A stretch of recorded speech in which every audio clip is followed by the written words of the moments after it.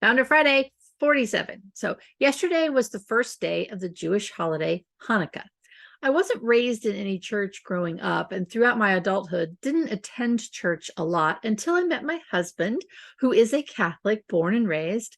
And my daughter and I then got baptized and converted to be Catholics in order to be married in the Catholic Church. I didn't know any Jewish people growing up, but have several wonderful Jewish friends today. Not knowing much, I decided to look up Hanukkah's meaning.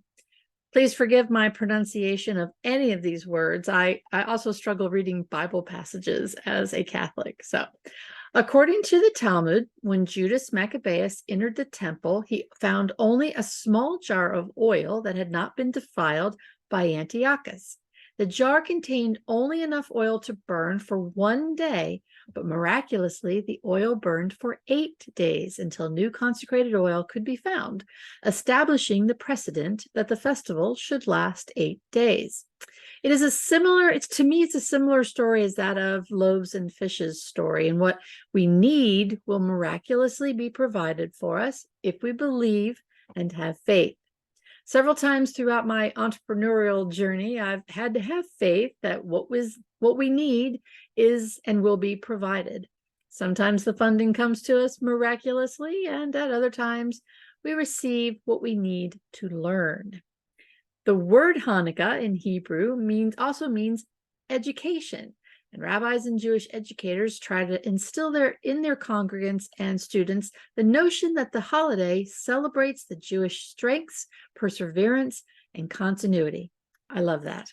When I was stationed in Iceland a long time ago, I went to Germany on an R&R trip.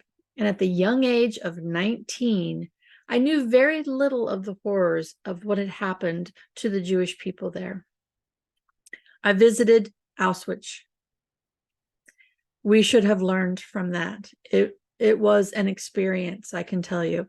But instead, today, there are still unkind people out there who would rather hurt others than to celebrate them.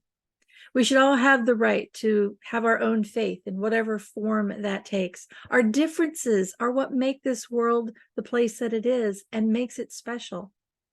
And our differences should be celebrated. So, to all of our Jewish friends, peers, partners, and those we haven't met yet, I wish this Hanukkah season will be full of peace and joy and hope, that others will be educated to your strengths, perseverance, and continuity. Happy Hanukkah. See you next week.